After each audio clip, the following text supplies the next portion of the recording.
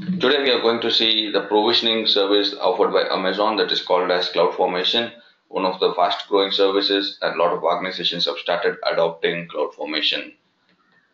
So basically this is going to be the agenda for the day. We are going to see what is CloudFormation and why we need to use it, and then how we need to use it, and the common building blocks which makes up CloudFormation. And finally, I have a pre-written template. I will go ahead and show you how to run them. And the next stage of the demo will be how to make a small modifications to templates here and there so that you can improve upon an existing architecture or an infrastructure by using a CloudFormation template. So when you're talking about CloudFormation template, we need to understand the first question that we are trying to answer is how do I provision my infrastructure? In short, if I ask you to build up a web server, app server, database server with Route 53, VPCs, subnets, security group, NACLs, and let us say that I want you to set up multiple record sets in your Route 53, and each record sets are having different kind of routing policies. And when it comes to ALBs, different target groups and auto scaling, all of these things, there are some like 20, 30 different pieces that you need to get it right for the infrastructure to work. And if I ask you to do it in one environment, let us say in US East region, it is going to take you probably 1 day or 2 day to set it up perfectly so that I can run a production environment in US East. After 10 days, I'm saying my company is growing. I want the same infrastructure to set up in Australia. Then probably instead of 2 days, you will take up probably 1 day, maybe half the time, because you learned some mistakes of that and then you improved of how to do it. And if I ask you to set up the same infrastructure in another region now, and if you're going to do it manually, I'm not going to much of get productivity increase. Probably instead of 1 day, you'll be taking some 5 hours or 6 hours. But still, the factor of a human element is there, and there is something can be missed, and there is a human error can always creep in because the number of different services that you need to get it right each and every time. Some of them are listed here on the screen, but it's very difficult for any human to get all of them right all the time.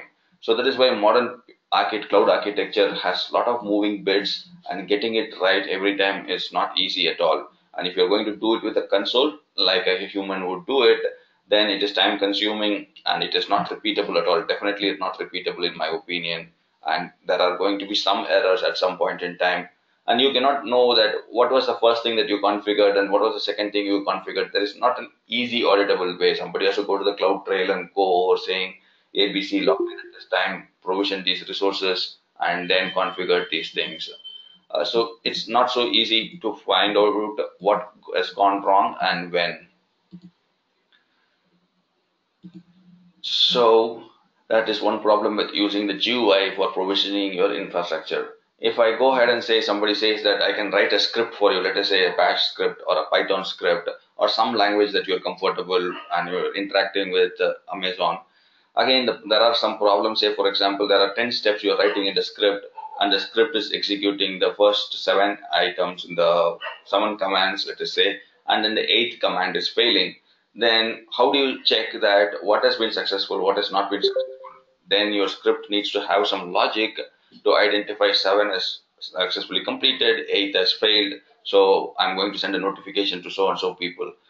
Then the question comes, do I remove the 7 steps already that is completed, or do I keep it? For example, if my database server is not come online, there is no point in having my application servers up and running.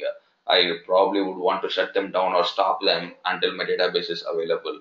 So these kind of questions comes in. What happens when something goes wrong or something fails, and how do I roll back when something goes wrong exactly? And remember, when you're executing a script, you're probably doing it from a remote computer, probably your laptop or some Bastion host or some enterprise provided system that connects to your AWS instances. So all of this happens through API calls, and for some reason, either an internet connectivity issue or because the API itself that is failing on the Amazon side, there is a call failure. How does your script handle that?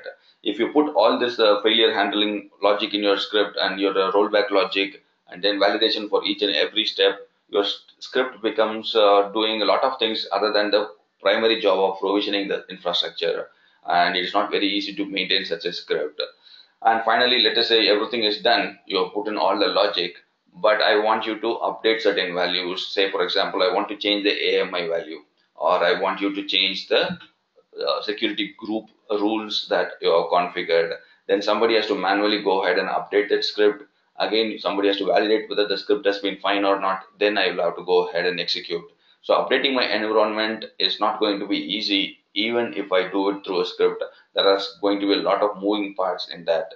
So to avoid these kind of problems, only Amazon has come up with the solution of CloudFormation, and some of the problems that we just now discussed are directly addressed, or those problems have already been solved in cloud when we are doing CloudFormation. So when you're talking about CloudFormation, the brief definition of that is it creates resources in a very predictable, repeatable, and automated way. In my opinion, what that means is you will know what is exactly going to be the outcome when I run this script, and you will also know that if I run it in US East, it will work perfectly, and if I run it in, let us say, in Asia Pacific, it will run perfectly, and how many ever times I run it, the outcome is going to be the same, and I don't have to do much of a things except that I just copy the template and move it to different regions and execute them. And the whole task of provisioning that infrastructure is completely automated. I'm not doing anything. It is just a script, and Amazon reads through the script. Again, when I say script, it's a template. That is how CloudFormation script is called, as a template. So Amazon reads through the template, and if there is any changes, it goes and processes it automatically. It identifies what needs to be modified, and it gives you a recommendation saying, and downtime will be required, or downtime will not be required. And since it is run all through a template, every time you run it, it's an identical copy. Absolutely, there is no changes from the first one to the second one. Of course, when you're creating an S3 bucket, you need to put in the logic of making unique buckets every time. CloudFormation will not know that. But when I say identical copies, the three-tier architecture, whether it is a network database or the application tier, all of them will be created in the most identical way. And of course, there are some caveats like S3 buckets or other things which are unique. So you will have to take care of when you're writing your template to introduce the necessary logic to make them unique. So CloudFormation helps you to provision identical copies of your infrastructure in any location. Then when you're doing it through this template, you can treat your entire infrastructure as a code now. What that means is you can version control your infrastructure. Typically say that I started my MySQL at a certain version, the MS SQL is at certain version, and my operating system is at certain version. So if I am going to change it, I'm going to change my template, not my server itself. I'm not going to touch any of the infrastructure directly. I'll just go and update my template saying today it is running at Red Hat 6, tomorrow I want to run it at Red Hat 7, and I'll just make the necessary changes for the AMI and commit that code into my version control system. And automatically, if it is an S3, every new version will create a notification, and using that notification, I can inform CloudFormation, say that the template has changed, go ahead and execute the code again. So that is also possible. And updating and monitoring is in a very controlled and predictable manner, because you can trigger whether the notification from S3 goes to your CloudFormation service or not, and you can decide that every day there is a check at my S3 bucket and see new version of the template is there, then execute it. So I can control what happens to my infrastructure and when the change to the infrastructure should happen. And since everything is done through a template, and you can go ahead and verify what was the previous template, what is the current template, and find out what is the changes, and you will be able to find out from S3 access logs or version control logs who made those changes and what were those changes clearly. Finally, all the infrastructure that you can provision with the CloudFormation template is declarative and flexible. So you can choose how they are structured or ordered. You can choose what configuration. Just like an EC2 instance will have T2 micro, M series, R series. You can go ahead and choose whichever resources you want. And you can also customize through input parameters. Say if I want to create a VPC, I would want my user of the template to give me the VPC CIDR range, because I would have a different range in mind. My user for the template will have a different range in mind. So I'll take some input parameters from my user, and I will create the VPC for that user. And I will ask them whether do your instance wants public IP or not. Then the user can choose either yes or no, depending upon whether they are building a private instance or public instance. So it is quite a lot of flexibility is built into the CloudFormation template on how we want to provision infrastructure. And most of the common use cases can be definitely met with CloudFormation templates. So finally, the thing that we are going to talk about is how do I reuse my stacks? Let's just say your company has a lot of departments: HR, networking, database, application guys, DevOps guys, ops guys, admin guys. All of them will have their own infrastructure. But how do you ensure that if some of them are using the enterprise-wide VPC, enterprise-wide network layer, how do I make sure that all of them use the same network elements that I provisioned for my enterprise? So the question is, how do I reuse my stacks? In other words, a simple example is provided here. Let us talk about a simple website. And this website has three different resources, or it requires three different resources. On the front end level, you see here there is an ELB, that is the Elastic Load Balancer. And then there is the next resource which talks about your auto scaling.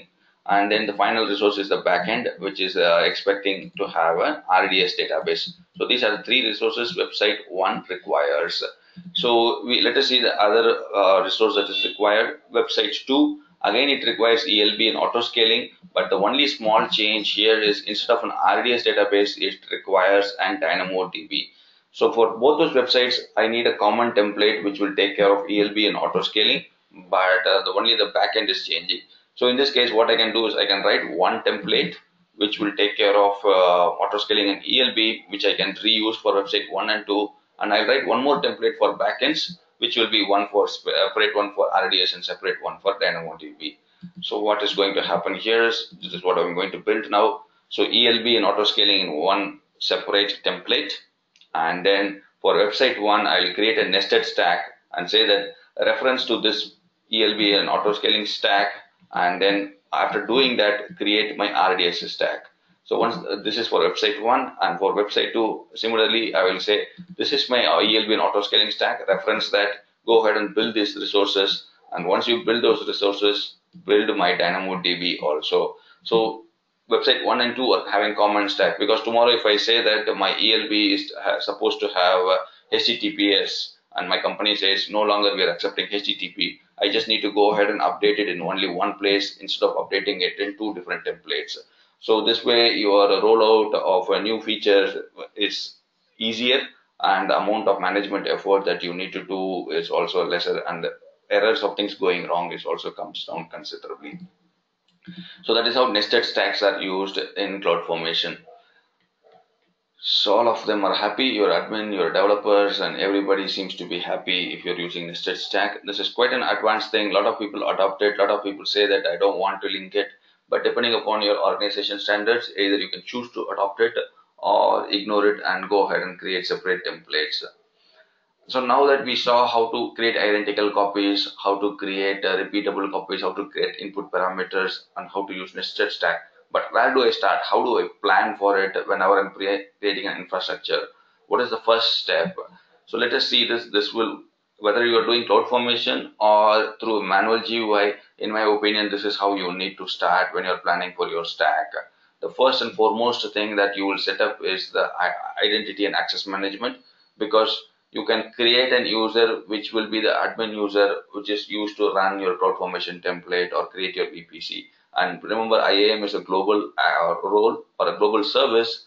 So you need to set it up before, because if you want to start a service and which requires certain privileges, that means that you need user ID again. So at that point, you cannot go and start that service and come back and create a user ID. So first thing always almost is IAM, whether it is user groups or roles, or it comes from on-premise application AD or an LDAP server or third-party integration. First, go and set up your identity. Next is the network layer. You go ahead and set up your VPCs, internet gateways, NAT gateways, and VPNs to connect your on-premise networks or other client networks. Once you do this, then you build your backend, in other words, databases and your alarms, monitoring, and all those things. So after doing that, then you go ahead and build your middleware layer, which is going to be your search, payment reviews, or recommendation engines, and then we finally build your front-end services, that is the web servers and also the mobile front ends or the backends for the end user devices. So this is how your stack has to be built. In short, you build your users, then your network layer, then your common services or shared services for backends, and then your typical databases, application servers, and then your web servers. So that is how you build your stack from the ground up. And for the different environments, what you do is you go ahead and decide which environment has to be built first. Some companies will have this dev, test, acceptance, and production, or some other companies will have dev, test, and production.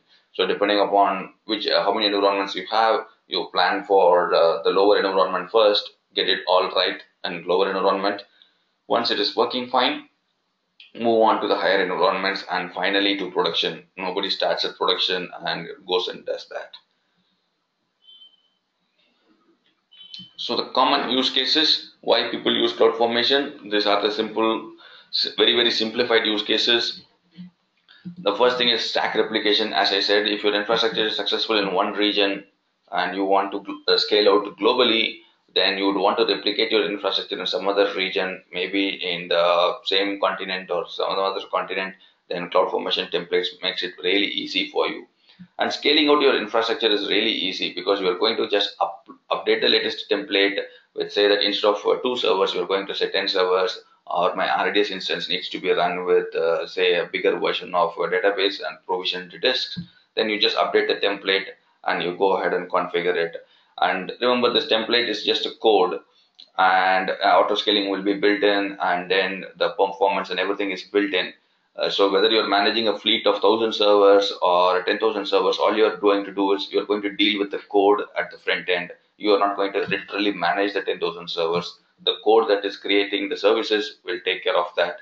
And even when your infrastructure scales out, you are typically looking at the same code what we did a few days back before the scale out happened. So managing a huge infrastructure, it makes it really easy with CloudFormation templates. Another interesting concept is blue-green deployments. We will speak about it in a short while. For now, we understand that there is something called as blue-green deployments, and CloudFormation makes it ideal for those kind of deployments. And finally, CloudFormation template makes it easier to treat your infrastructure as code, because you are always treating your resources as a code, as a piece of line in a notepad file or a text file. You're just going to modify it, and your infrastructure either gets modified, deleted, or created depending upon the activity you want to. You are not literally touching the GUI, you're not managing the server itself, no SSH, no RDP, nothing. You're just talking about infrastructure as a code here. So these are the different components that make up a CloudFormation template or the service itself. I keep referring to the template. When I say template, it consists of a JSON or an YAML formatted file, and it will contain minimum of these 3 items. That is, a parameter definitions. That is, what parameters I'm going to get from my users, what resources I'm going to create, and what are the conditions in creating those resources. And it's at a broader level. This is what a template will have. So once I created my template, I will feed my template into the CloudFormation service itself. And the CloudFormation service, what it will do is it will go ahead and see whether I need to create a new resource, that is the stack creation. And every resource that is created from a CloudFormation template is referred as a stack, because it might be a network stack, database stack, or application stack, or it might be a simple, very simple single resource, but still it is referred to as a stack. So the CloudFormation service will take the template and see whether it needs to create or update or modify an existing one, or delete it also, or roll back when on failure. So it will handle all of these aspects of CloudFormation templates. Finally, once your stack is created, then you can work it, or you can configure it to receive service events. For example, you can see that when your EC2 hardware is failing, you can configure your CloudFormation to get notification to see whether it needs to take an action of running the template again, or it wants to start it in another region. Or sometimes people configure it with a DR setup also. If my primary region is failing consistently, then go ahead and trigger a CloudFormation template in some other region also. So this way, you are typically failing over from a failing AC to a different region where the services are still available. So you can do those kind of advanced setups also with stacks. Now we are going to talk about the template itself. What is going to go inside my template? What are the main things that I need to have? There are some mandatory things, and there are some optional things, and there are some good to have things. So the first thing is version number. It's as on today, it is not mandatory. That is why it says required equal to no. But I would say put in the version number, because tomorrow Amazon changes the API version, and instead of start writing say VPC ID, and you need to start expanding say VPC identity or something like that, then you need to go ahead and verify that I'm using the older version of the API. Then my template should be running on that version number.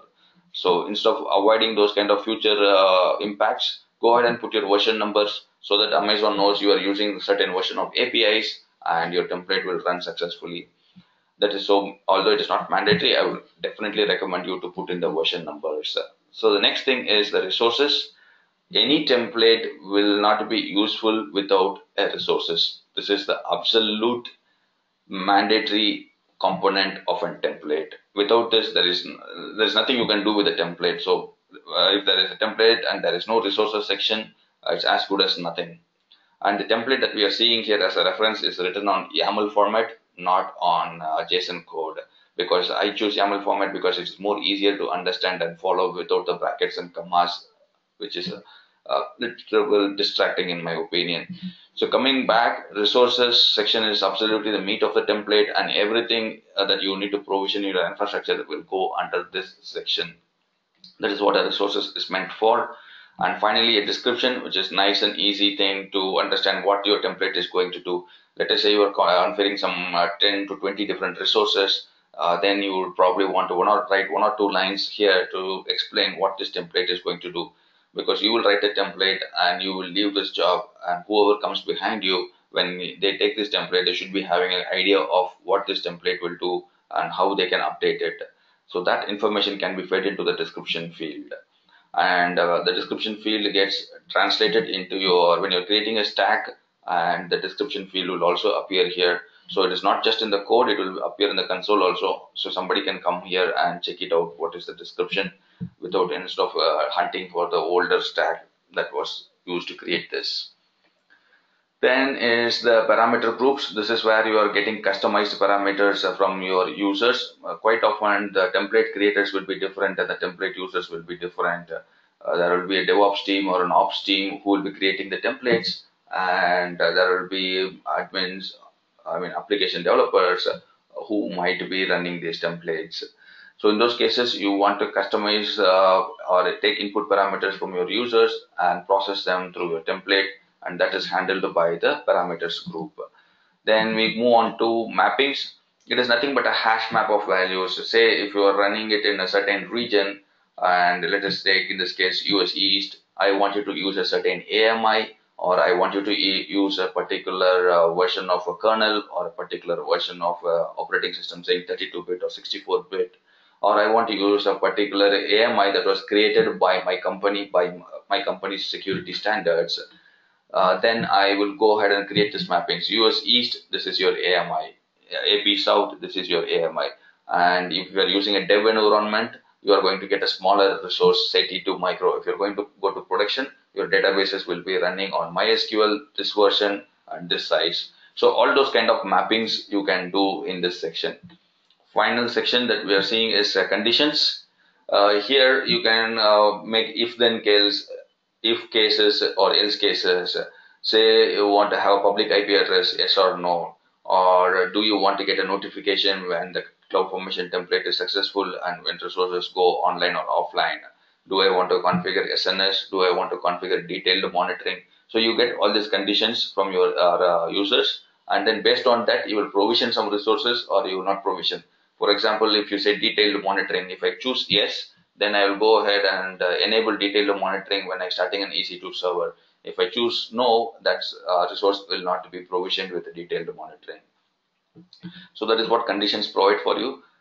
The last thing is outputs. This is not something that you will create, but if you want to send some outputs to your nested stack or some other people to find out what is being executed, then you can push a certain amount of values to the output, and which can be used by some other templates or for humans to see what is my VPC ID, what is my public instance IP address, or my RDS endpoint. All those things you can push as an output from a CloudFormation template. So this is how the template syntax looks like, or the components of a template itself. the versioning, description, parameters, mapping, conditions, and resources and outputs. And of all this, remember resources is the mandatory part, and rest of them are depending with how you want to run your templates. So this is how the blue-green deployment is going to literally work. Let us start on the left-hand side, and you have an existing infrastructure stack. Let us call this as a template, and this template has been used to create this stack now. And after some time, you find that this stack has become older, and you want to change some parameters, and so you go ahead and create a new template now. So after you create a new template, you go ahead and ask CloudFormation to create a stack based on that. And what CloudFormation will do is it will go ahead and see what are the changes that needs to be made, and it will give you a recommendation. These are the changes. It might require a downtime, and if you are happy, go ahead and execute it. Then it will go ahead and execute it. So the existing stack itself will be updated in this case. That is what is called as an in-place upgrade. So the benefit of this is it is really faster because a lot of resources are not provisioned again and again, and you're not duplicating any resources. An existing resource, say you want to increase the EC2 size from T2 micro to M4 large, all it will do is it will just take the AMI and then attach it to a bigger instance and start it. So it is going to be very faster, and it is going to be cost efficient and very simple also, because you are not doing any data migration. You will just attach the same EPS volumes that was already there. So this is what an in-place upgrade. But sometimes nowadays people are moving ahead forward, because what has happened is, I'll tell you the disadvantage. While let us say this is your existing stack and everything is fine, but after some time you want a new stack, so you go ahead and create your new template, and then you create this new stack again, considerably different environment from the existing environment. The reason for that is I still have my older stack up and running. My Route 53 is sending traffic here, and I will be meanwhile testing my new infrastructure without impacting my production traffic. And only when everything is fine, all I do is I just send my Route 53 traffic here.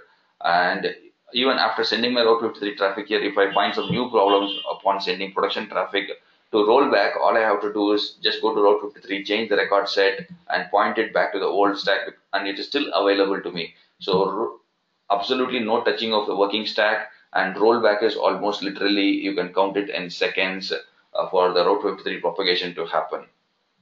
But when it compares to in place, after an upgrade, for some reason something is not working, it is not easy to roll back your updates. You have to literally pour over the logs and CloudFormation templates itself to find out what exactly went wrong, and then you need to recover your situation. But when you come to blue-green deployments, your blue environment is older environment is still available, and your green environment you're checking and testing, and everything is working fine. You will make this as a green environment, and the traffic will be shifted here. So this way, the older environment is not touched, and you can roll back anytime. So this is quite advantageous in this way. But the only disadvantage or problem with this stack is you are creating twice the resources. Let us say your existing resource needs about 100 servers, so you are going to provision another 100 servers in the new stack also. It's going to be very expensive in my opinion. But if you're worried about your customer feedback and making any downtime will have a negative impact on your reputation, then customers are starting to use this kind of deployments right now. So this in-place upgrades has its own use cases. Blue-green has its own use cases. Depending upon your customer, you can recommend which they want to use. So finally, if you written all your templates, how do you check whether it is error-free or not? Amazon gives you a few tips and tricks of ensuring that you create error-free templates, or your templates work fine without any problems in any environment. So one of the best practices it says is validate your templates. We will see all of them how to do this, and with examples, validation, parameter types, and mappings. We'll see one by one now. When we are talking about validating the templates, you can upload your code to Amazon CloudFormation itself and use its validation check, or you can also use a third-party JSON or a YAML syntax checker for validating your templates. And of course, remember, Amazon checks or the syntax will not look for logical errors. They will be checking whether the syntax is right, whether the comma is there or not, whether the bracket is there or not. They will not be checking whether your three-tier architecture, you have not created your database, or you created a VPC without internet gateway. it will not be checking for those kind of items. It will be checking whether VPC's syntax is created right or not, and whether the CIDR range that you have put is there or not. So it will be checking those kind of items. And remember, for cycle dependencies, what you cannot have two resources pointing to another third resource, and say A is pointing to B and B is pointing to C, and C again points to A. So in this case, it becomes a circle, and all of those resources will be waiting for the other resource to come online. So if you write something like this, it becomes difficult for the CloudFormation to execute, because what happens is it will try to see what are all the dependent paths or dependent resources, and it will try to go ahead and create them in a sequential order. If none of the resources are dependent, it will go ahead and try to start them parallelly. So this is how you make the speed of deploying new infrastructure really faster, because it goes and understands these dependencies and then it will create it. But if you create a cyclic dependency or circular dependency, it doesn't know which resource to create first, and it will keep on be bouncing and waiting, and your CloudFormation template will most probably time out and not execute successfully. So avoid those kind of scenarios. It quite often comes up in practice, actually speaking. So now we are talking about how a real parameter group looks like. This code is written on JSON. So you can see all the commas and brackets, everything in place. So the important thing in a parameter is I'm creating a parameter called environment, and then I'm setting the default value of that parameter as a development, and I'm telling CloudFormation that this parameter is of type string. If you remember the DynamoDB sessions, we spoke about the strings and numbers and identities, all those things. So here I'm saying this is a string type value, and the allowed value is 3 different environment: staging, production, development, all those things. If you want to change this, go ahead and change this, or this is how it should look like when you're creating a parameter for environments. Another example of a parameter is, here I'm going to choose a VPC ID, but what this is going to do is it is going to go to my account and pick out all the existing VPCs in my account, and I'm going to give it as a drop down list for my end user. So all the end user has to do is just go ahead and choose the one. And since I have chosen the VPC, I have to mandatorily give the subnet ID also, because the users will not know what is the VPC or how many subnet IDs. So if I go ahead and say list and go to AWS, go to EC2, go to subnet and get my subnet IDs, and it will create a list of all the subnets in my account. Likewise, I'm picking up the security group and what is the key pair in my account, and it will go ahead and list all that. So this is another way of creating a parameter groups. So then the final is, if I'm showing an example of how the parameters will look like when you're executing this template. See here, the VPC ID is coming as a drop-down list, whereas when the subnet is coming as a list box, meaning that you can select more than one subnet for your template. So I'll just put in a tick mark here, so that out of 4 subnets, I'll choose 3 subnets. Likewise, in security groups, I have a lot of them listed, and I will choose whatever is wanted for my resources. So this way, your template is very flexible, and a lot of people can use it for their different use case scenarios.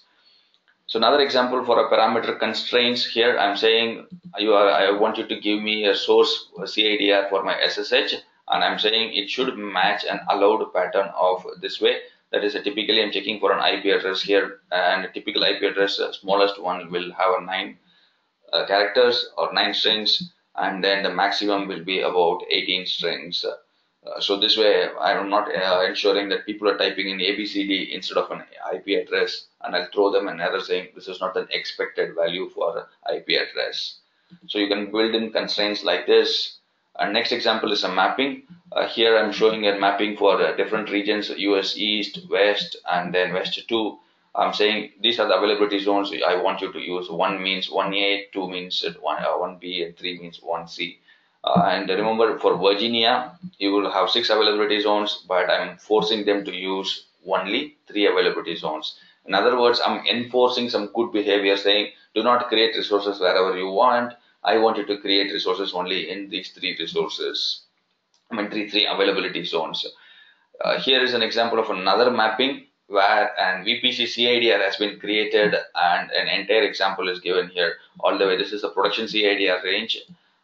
It will be working one, so you can use that if you want to. So a CIDR range of /16, and then a public IP and the private IP, and then the web subnets, and then the private subnets. However you want it decided, you can go ahead and change it. So that's another example of how mappings will be done. And finally, when you do all these things, of course, you will get a lot of logs. You can configure CloudFormation to push all those logs into your log group. If you remember, CloudWatch had a section called log groups. We used VPC log groups to check what is the IP addresses coming in. Similarly, CloudFormation can throw its logs to CloudWatch. You can go ahead and analyze it if you want to see which template was run, what time, and whether it was successful or not, what was the failures and all those things. So this is how a CI/CD pipeline will look like. Nowadays, people are using continuous deployment strategies for your infrastructure also. You can see here there is an app developers. They are committing some code to version control. And then there are some infra developers. I would prefer calling them as infra developers now. They are not infra admins because they are writing code now, because your infrastructure is treated as a code. They're committing that infrastructure to a version control system, and whenever a version changes, all version control system have a push or a pull notification. So in this case, let us say a pull notification has been triggered, and Jenkins will get that notification, and Jenkins will go ahead and pick up the template from my S3 bucket. Remember, all the CloudFormation templates will be stored in your S3 bucket, whether you create them through the GUI or you manually upload it, but it has to be in an S3 bucket. So Jenkins goes and reads it and passes it through your CloudFormation template, and it will deploy your test infrastructure and deploy your app. So this is, think of a blue green. If everything goes live, your Route 53 will be sending the traffic instead of live. They'll start pointing at the new environment, and then this guy will become the live now. So you can make the current environment dead, or you can build another environment for test itself. So this is how continuous integration for your infrastructure will also happen nowadays. Finally, in a demo part, we are going to create a very simple VPC, and inside that VPC, I'm going to create subnets, internet gateway, and web server, and we also will trigger an RDS instance also. Since RDS takes about 15 minutes to come online, but we will have our web server by the time ready, so we should be able to connect to it and browse to it. So let's go ahead and see how to do this in our dashboard. Here's a simple CloudFormation template that I have written for setting up the infrastructure we just now spoke about, which will have an VPC, which will have a private and public subnet, and we will be building our web server inside it, and we will also triggering an RDS instance also, and we will see all of them coming online without touching the GUI at all. That is, when I say GUI, I'm not going to manually create a VPC or elastic IPs or public IPs or EC2 instances. So here's a template for that. If you just go ahead and click on that, the entire template is written on YAML format. It will look like commas and brackets at the top, but that is for the parameter groups. But if you just scroll down, everything else is written in YAML. You can go ahead and customize it for a JSON format if you are feeling like doing it. But if you are starting out, I would say stay with the YAML itself, because it's quite easier to follow. The only one thing, golden rule, is if you're leaving spaces, let us say it's I'm creating a web security group and I'm going to write the next parameter, you need to either give 2 spaces or 4 spaces. And if you give 2 spaces here, the next one also need to have 2 spaces. That's it. That's the only one golden rule YAML expects you to do. If you are using tab or spaces, consistently use the same thing for every different resource or an parameter that you're creating. That spaces has to be maintained. So what I'm going to do now is I'm just going to copy this into my notepad file so we can run through them one by one. Let us go ahead and click on draw. So it makes it easier to copy. All I have to do is just Control A and C. So this is how the template looks like. As I said, quite often the version is given at the top of the template itself, and then I'm just giving a simple description. I'm just going to let us go over and say CloudFormation demo stack for creating, let us say EC2 and RDS on Feb 2018.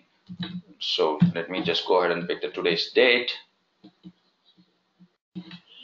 I'm just going to put it that as well. So when we are creating a template, we will see this description parameter along with the stack itself.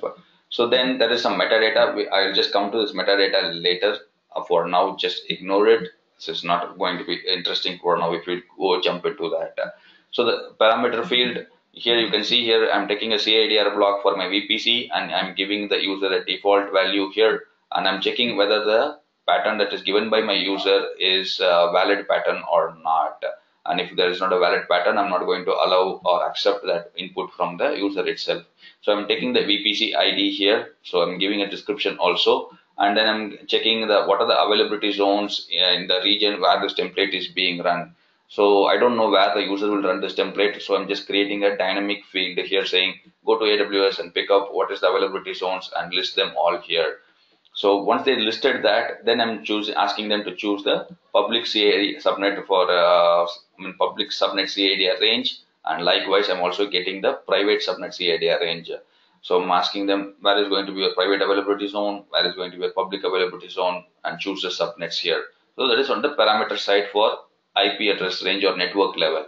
So then my network segment is over. Then I'm asking what name you want to give for your instance, or whether you want to call it as a web server, app server, what your name you want. It's just a metadata that I'm collecting, nothing really important I'm going to do with this value, but I'm just demonstrating that this or something like this also you can do.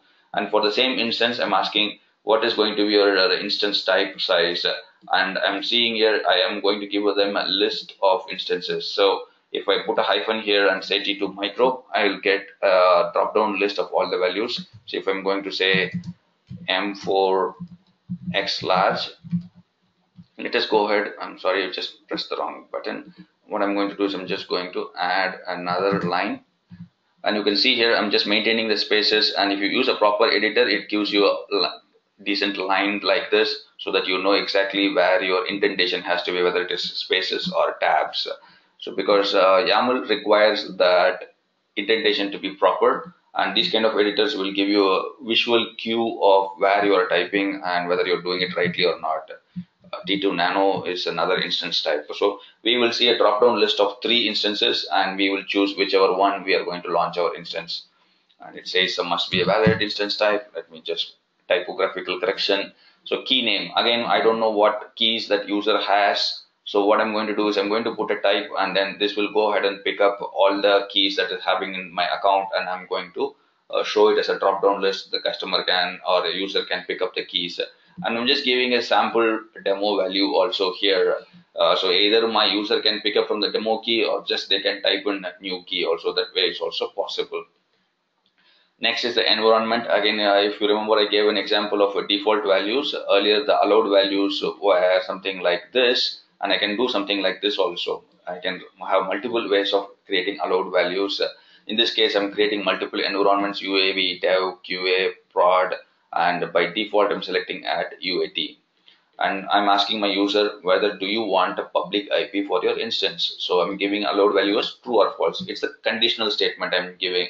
So based on this, I will go ahead and set up a public IP to my user or not. We will use this value for this parameter later. So instance AMI, and again I'm doing a kind of a mapping here, saying that these are the 2 AMIs I'm going to provide for my users. This is one is for US East and one is for AP South one. I'm hard coded. Of course, your company will provide you your own AMI, which is a gold standard, which you need to use, and you might want to hard code it or pick it up from some other place also.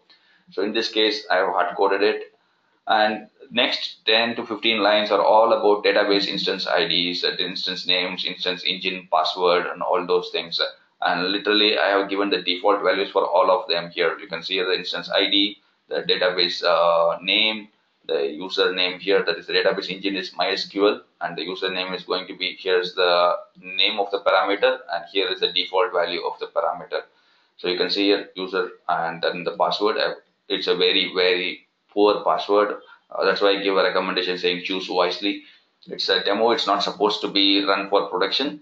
But of course, for production, you will probably want to auto-generate this password in a complex way, or type in the complex password that is conforming to your security policies.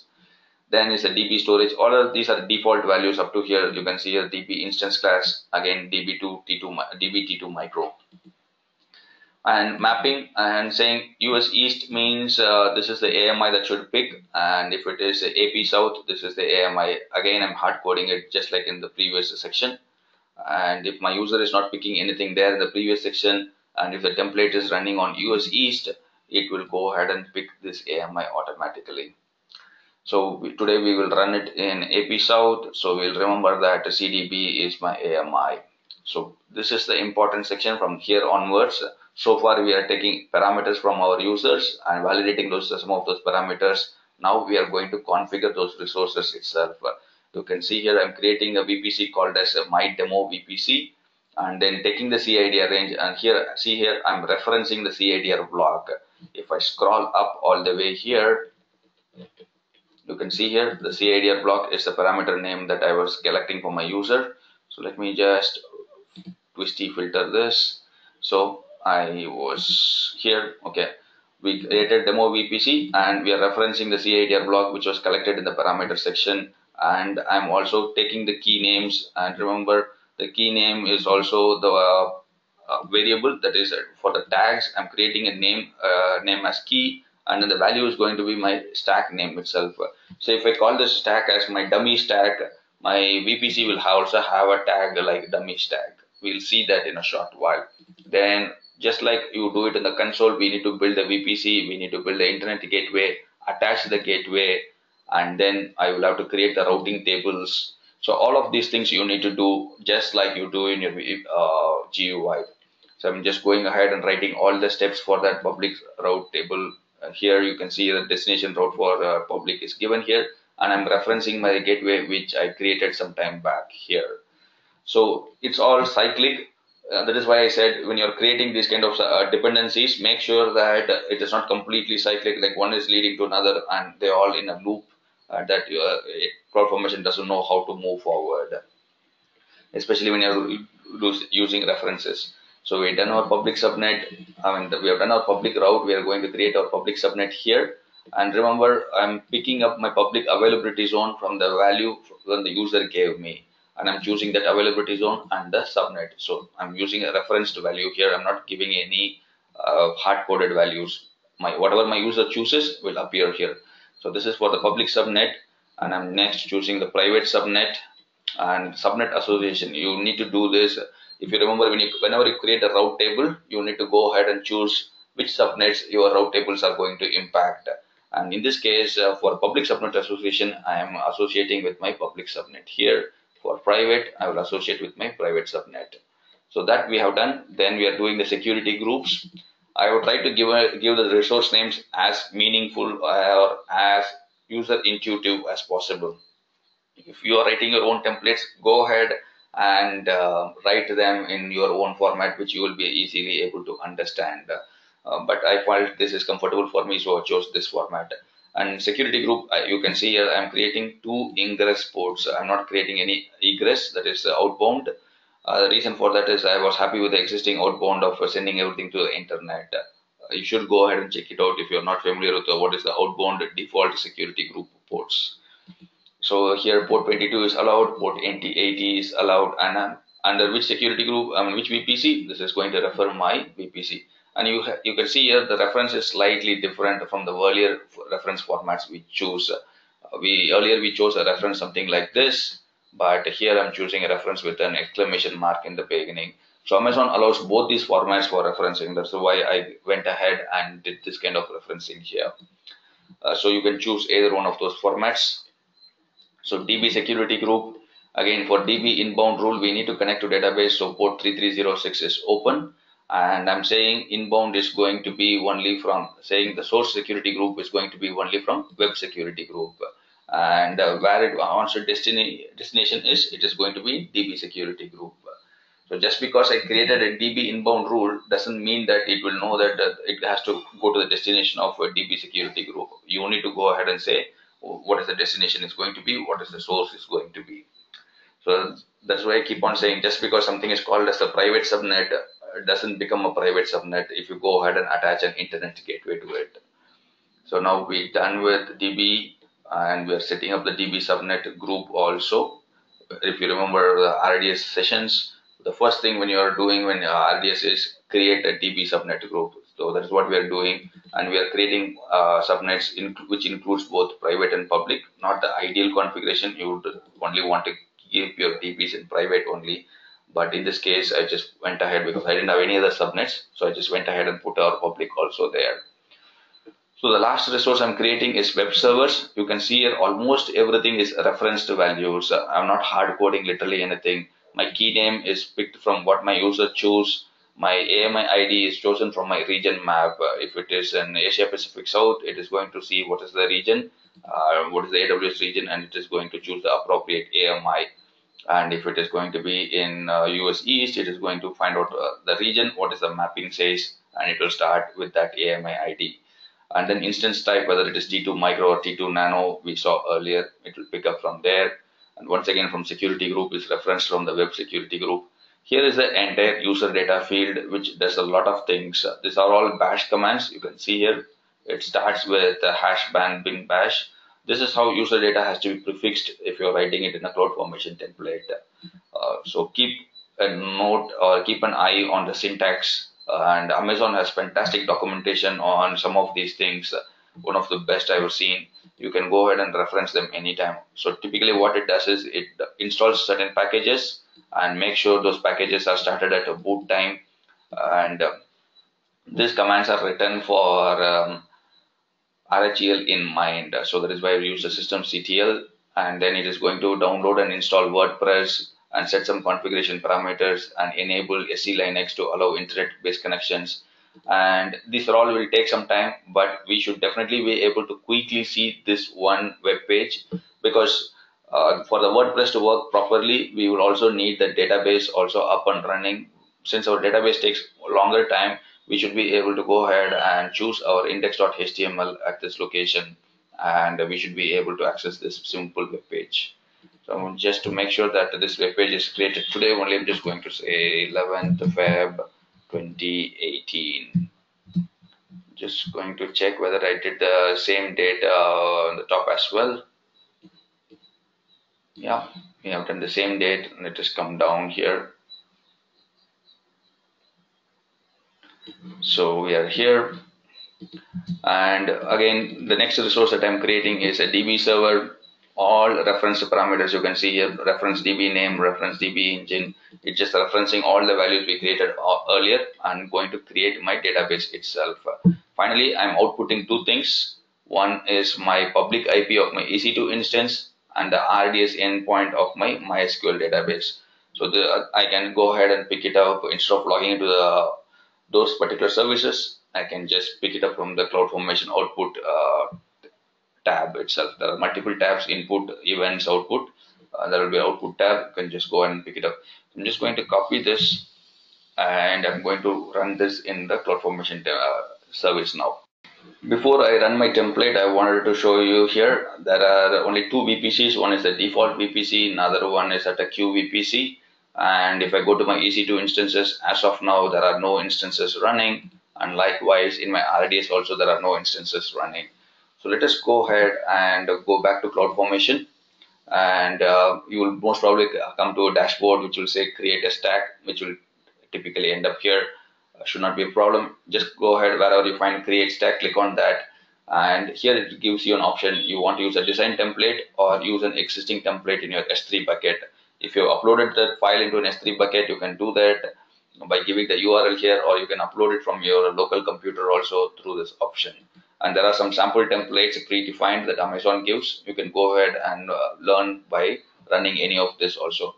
Since I have the code ready, what I'm going to use the design template.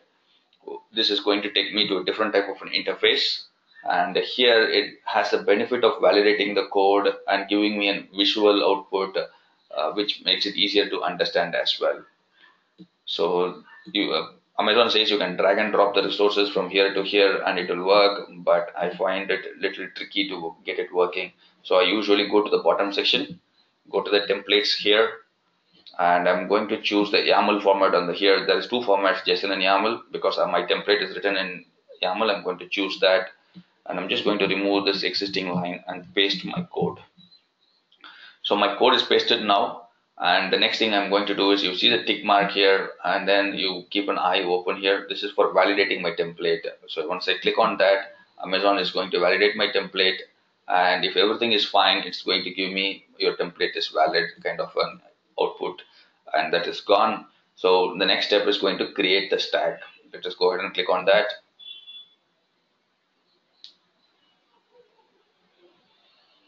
So my template is automatically uploaded and it is in the S3 bucket. Go ahead and click next. And here it is, the interesting parts are happening. All the parameters and configurations we did, it's appearing here. So the first thing is going to be AWS stack name. I'm going to say Galaxy CF demo stack. Remember, this is going to be added to the tags of all the resources that we are going to create today. And the CIDR block, the default value that I set in my template is automatically shown here. And here you can see the drop down list of the availability zones. And remember, this is dynamically picked up. If I were running in US East, it will go ahead and show me all the 6 availability zones. So in this case, for me, public availability zone is going to be 1A, and I'm just going to leave the CID as it is. And for private, it's going to be 1B. So my web server will come up here, my database server will come up here in this case. And remember, the DB subnet group is configured to pick up from both, so you can end up in A also. Not ideal, but anyway, let us move forward. So instance name, I'm going to call it as so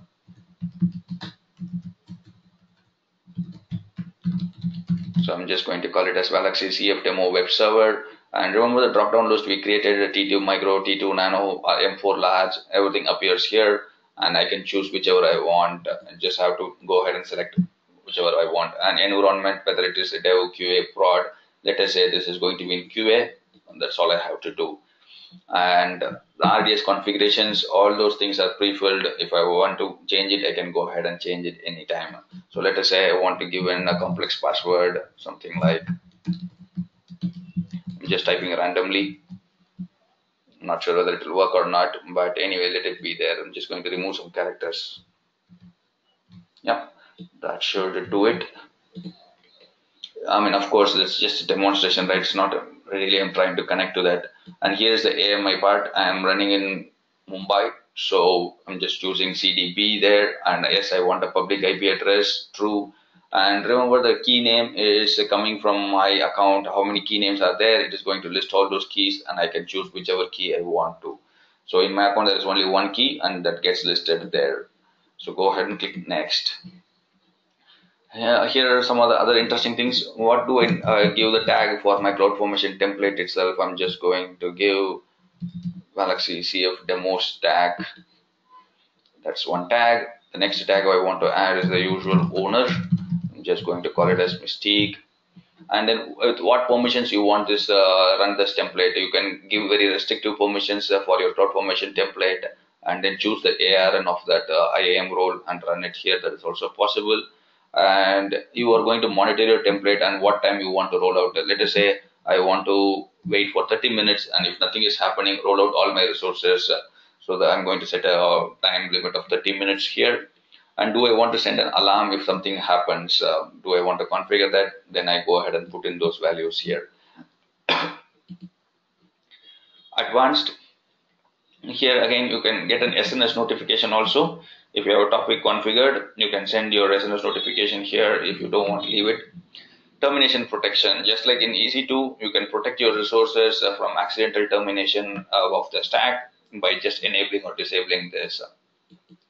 Once again, you have a timeout, and you can choose your number of minutes before your stack creation time. So because each and every resource you can have, there is a fine granularity provided by Amazon. We have not seen in the stack, or I have not written it. RDS usually takes some time for 15-20 minutes. So you can say wait for this resource up to 15 minutes. So Amazon will have a cumulative effect, and then it will say how much time you want to wait for your template to completely get successful. Or if not, what is your timeout forcefully, instead of waiting for an RDS endpoint to come online. So you can set that kind of timeouts as well here. And the rollback feature is if your stack is failing, whether you want your rollback to be triggered or not. And what is your stack update policy? You can have a JSON policy written here and saying if my security group changes or my S3 notification changes, do I want to update my policy? You can have a very customized policy which has a lot of if then else cases, and then you can decide to execute them. That is also possible. So I don't want to roll back on failure. Let us go ahead and click next, and it just summarizes all the things that we have selected so far, and let us go ahead and create it now. So you can see an existing stack. Let me just go ahead and filter it for the stack that we will be interested in now. So I just searched for my stack. I'm going to select it, and you can see here all these different tabs. Overview is what we are doing now, and the resources, once it gets created, all the things will get added here. So we can see here the VPC creation has been initiated and creation is in progress, and any event triggers has happened. You can see here all the activities that is happening on the background. My route table seems to be getting created at this moment, and whereas a route table is not dependent on too many values except for an VPC. So you can see here creation is complete, whereas the public route might be created dependent on my internet gateway or some other resource. So the creation is still in progress. So whatever resource is not dependent on other resources, they get created first. And my entire template will also be provided here for me to review. And if you can see the text that we wrote, it's also available here.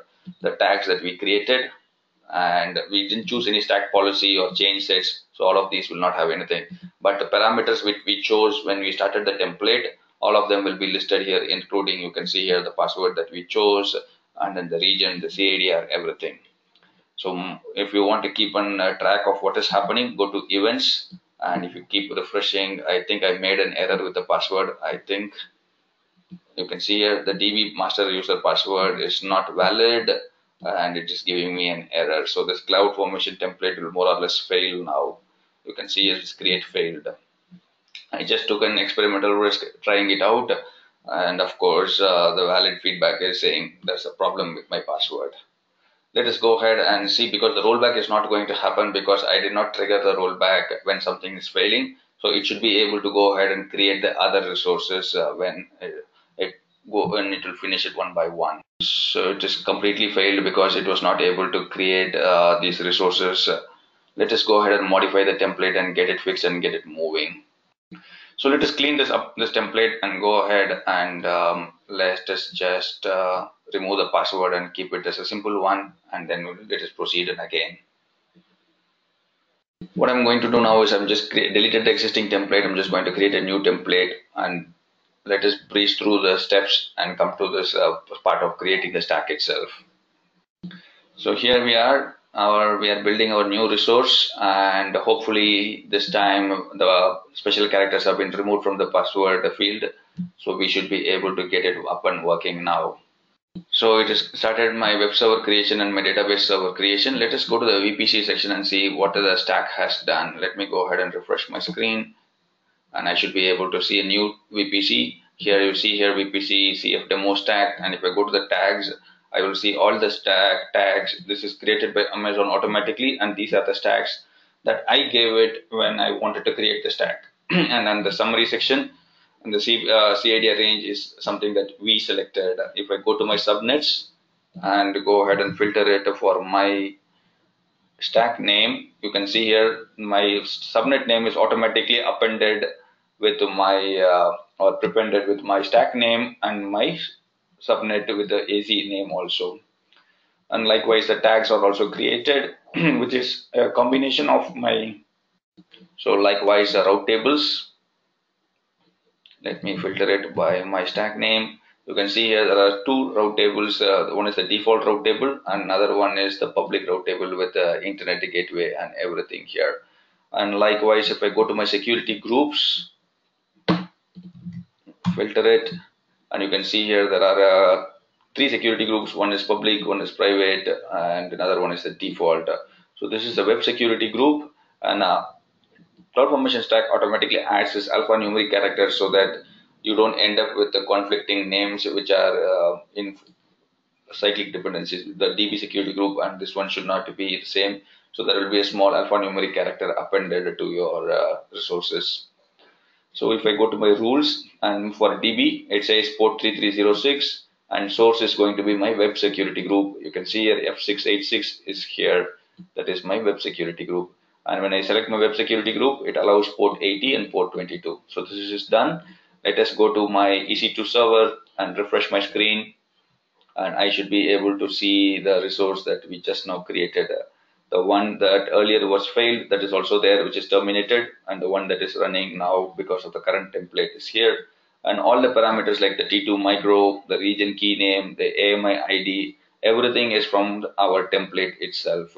So if I go ahead and put this IP address, in fact, if my template is completed, I should be having to see the outputs here. Now my template is still in progress. So once my template is completed, I will be seeing my public IP here and also my RDS endpoint. But my server is up and running, so most probably I should be able to reach the web server by using this IP address here or the domain name. So if anybody is interested to hit them, here is the URL for that. Likewise, if I go to my RDS instance service, you can see here there is one instance getting created and it is currently in the backup stage. And if I go ahead and select that instance now, you can see all the fields that we gave it will be there, the DB user, the password, and all those parameters here.